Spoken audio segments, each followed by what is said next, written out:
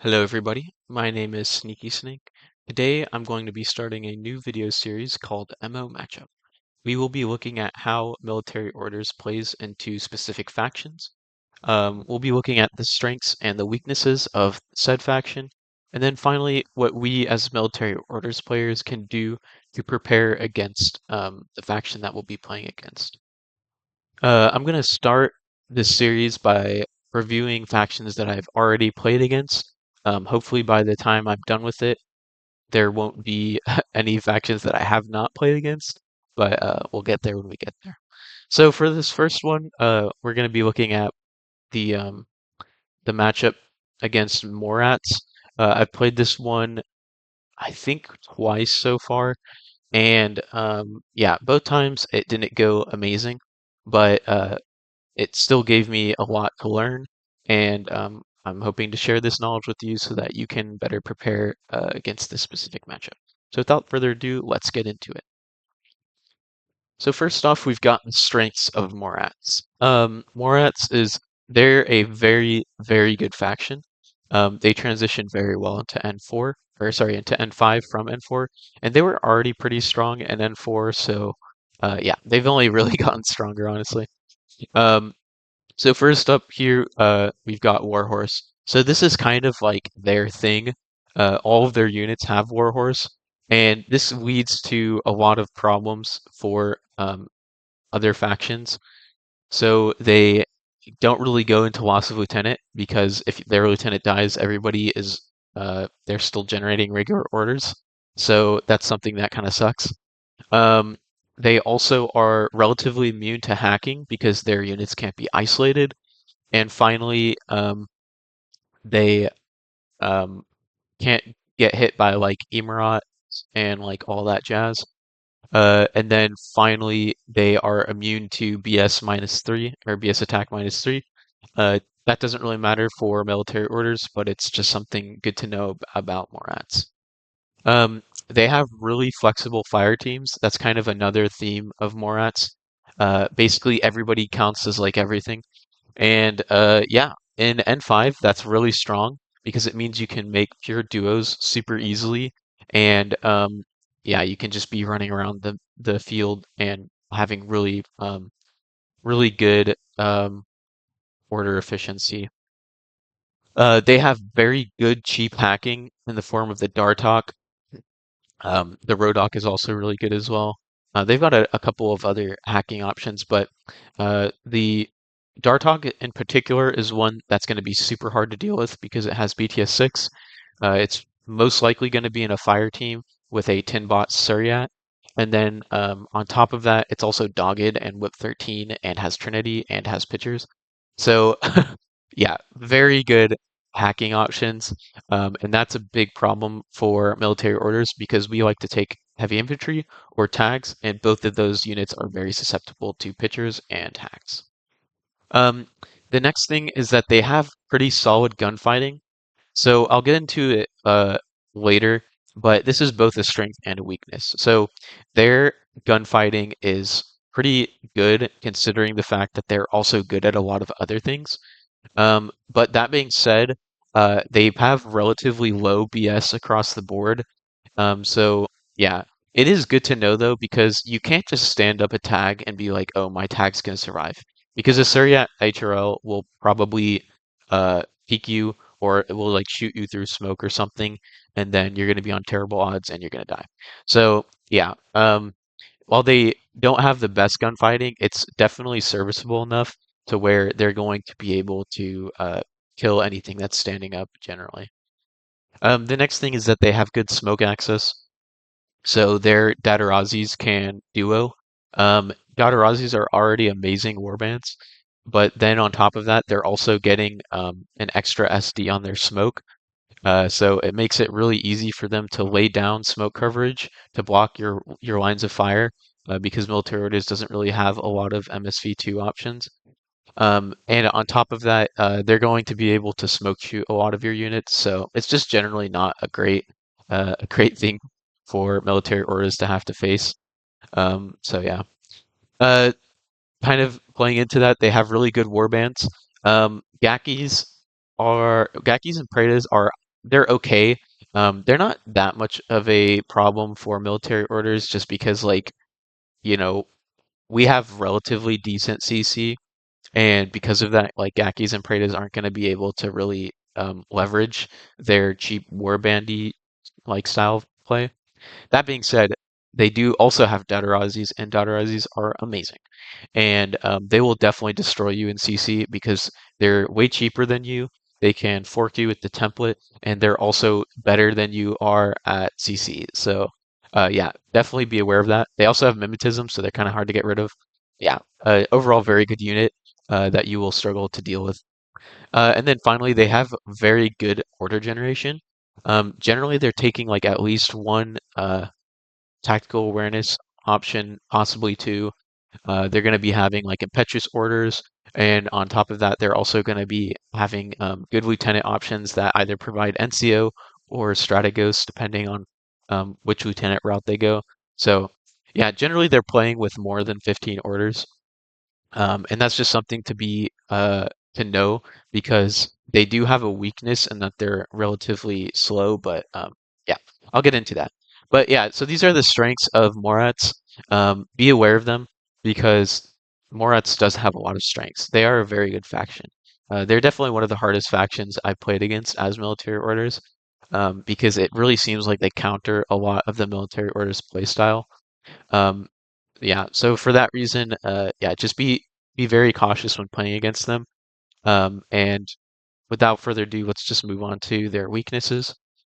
So they don't have nearly as many weaknesses as strengths, but they do have weaknesses. So they don't have very good midfield. This doesn't really mean that they struggle to do objectives, but it does mean that they are generally DZ bound. And so you can kind of leverage that with Trinitarian snipers and try to keep them inside their DZ while also watching them with like other units. You do have to be careful because, like I said, they have pretty good shooters. They're not amazing, but they can do the job. And yeah, you'll generally find that they do struggle a little bit to move up into your deployment zone. They have really mid tags. Uh, both of their tag options they're not great. They're definitely serviceable. Like I wouldn't say they're like the worst tags in the game, but they're not really the best. And I honestly don't think I really ever see tags in Morats. Sometimes I see the bull track. He's pretty solid, but yeah, outside of him, I don't really see the Raichu very often. So their tags aren't that good. They have pretty slow movement. Like Datarazis are 4/4, and those are really the like units that they're going to be attacking into your DZ with. Um, and so like their movement efficiency is not that great. They do have like some super jump options, but yeah, overall, they they're not going to be running into your deployment zone very efficiently in the same thing in the same way that like a Uberfall commando might, you know. So yeah, keep that in mind. They have limited HI. Um, it's not generally a huge deal because their heavy infantry is like really quite good. But they're generally not taking more than three of them. And because of that, they do tend to be a little bit squishier. Like you can kind of just run around with a gun and pick off a lot of units because their units only tend to be like one wound with like limited armor. So yeah, that's another thing to know. And then finally, they have relatively low BS across the board. Like really, the highest BS they're bringing in most cases is 13 on the Suryat. And that's a good thing for military orders because it means that we can outgun them in a lot of situations. And it also means that they do struggle to deal with like heavily mimetic units, just because they're going to be on pretty bad odds with their relatively low BS. So that's another thing to definitely keep note of. So now we're going to figure out how do we prepare against Morats. So you need to really leverage your high BS. Like I was saying earlier, they don't have very good BS, but we do. And because of that, yeah, we're going to be able to gunfight against them really well. They don't actually have that many like units with mods, and so yeah, because of that, you're going to be able to use your BS 14 and force a lot of trades that aren't favorable. Um, and yeah, that plays into the second point. You need to force bad trades on them. Um, they have a lot of tools that they're going to be using, and really like Morats is a type of faction that has like a little bit of everything. They're a little bit of a generalist faction. They're pretty good at everything, but not amazing at one particular thing. Um, so yeah, you need to really be leveraging your high BS to get rid of pieces that you don't want attacking into you. You need to create a very well defended deployment zone. Like I was saying earlier, they're not very fast. And so if you have a very well defended deployment zone, they're going to really struggle to attack into you. Um, and so because of that, if you're putting up like turrets, if you're laying down mines, if you're defending the midfield with like Trinitarians, or if you're putting up Trinitarian snipers, um, and just like generally creating a very dense deployment zone for them to get into, they're going to definitely struggle in that area because it's going to take them a while to get to your deployment zone. And then by then, they're not going to have a lot of orders to get through all of your defenses. So if you create a very dense deployment zone, they're going to really struggle to strip you of orders. Um, you're going to want to try to out-sustain them. Military Orders is a very heavy infantry heavy faction, and Morats is pretty light on that front. And so if you're really leveraging your heavy infantry to try and like remove their one wound pieces, like trade with them, and yeah, generally just make sure that you're removing more units from their army than they are from yours. You're gonna be on a good front there. So yeah, just try to out-sustain them. The next thing is you want to really find ways to remove their hacking support. Morats does rely pretty heavily on hacking. They have very good hackers, so it's not very easy to remove those hacking options, but if you can, it's going to really benefit you because they're not going to be able to throw pitchers into your deployment zone. They're going to really struggle to deal with your heavy infantry because while Datarazis can like run into CC with you, a lot of the knights have template weapons, and so if you use those template weapons and you like, you're killing their Datarazis and trading with them while forcing them to like get into CC with you and waste orders there. Yeah, generally, it's going to be very beneficial for you. So just make sure that you're removing the hacking support so that they have less tools to deal with what you're bringing. Um, the next thing is you want to really leverage your Trinitarian snipers. Their long range, the long range options of Morats are not fantastic, and yeah, because of that, Trinitarian snipers are going to be your best friend here. They can't deal with them. Like they have Yalgat snipers and they have Suryat HRLs, so they can deal with Trinitarian snipers. But if you position your snipers correctly, um, you're definitely going to be able to pick off a few orders before they can deal with you. And then on top of that, you're going to be forcing them to like smoke shoot you, like waste orders that way. And then even then, they're generally not going to be on that good of odds against you. So yeah, really leverage those snipers and make sure you're trying to like lock them in their DZ and whatnot. This next one kind of is very similar to the hacking support, but you really want to remove any of their other support options when possible. So like getting rid of their Datarazis is going to be super crucial because you're going to be removing their ability to smoke you off and keep you from locking them down with like fire lanes and whatnot. So really removing the support options of um, Morats is super key because in reality, like I was saying, their gunfighting is not that good. So like if you have like a Crux, for example, that's just in the midfield, they're gonna struggle to deal with him regardless. But if you're like removing their ability to smoke shoot him, if you're removing their MSV2 pieces, yeah, they're gonna have a really hard time playing into that. So make sure you're removing their ability to support their army because yeah, that's just going to give you the best odds against them. And then finally, this is very important, but try to play defensively, right?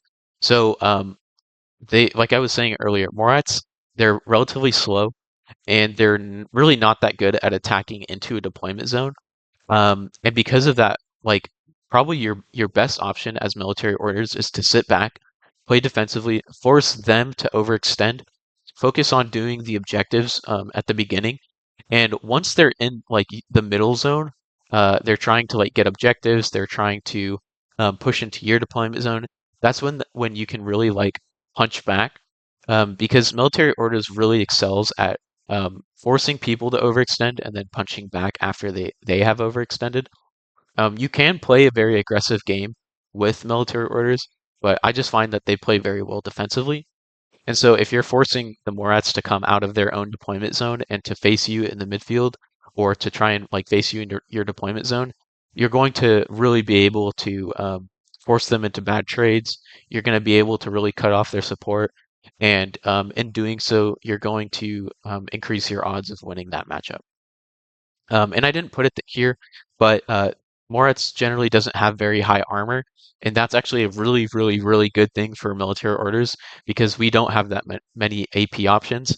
But it doesn't really matter as much against Moritz because you don't need AP, and so having like a lot of Spitfires or like like even combi rifles and like multi rifles can deal with a lot of their units just because they don't really have that high of armor across the board. They're sitting at like around the to zero range or 3 to 0 armor most of the time. So yeah, using your guns to remove their pieces, just like always be taking those BS fights. You're really going to be able to put them in a bad situation. And yeah, hopefully you can come out with the win. I hope you found this video helpful. Let me know if you've played against Morats, how you felt when playing against them. And yeah, um, I will see you in the next video.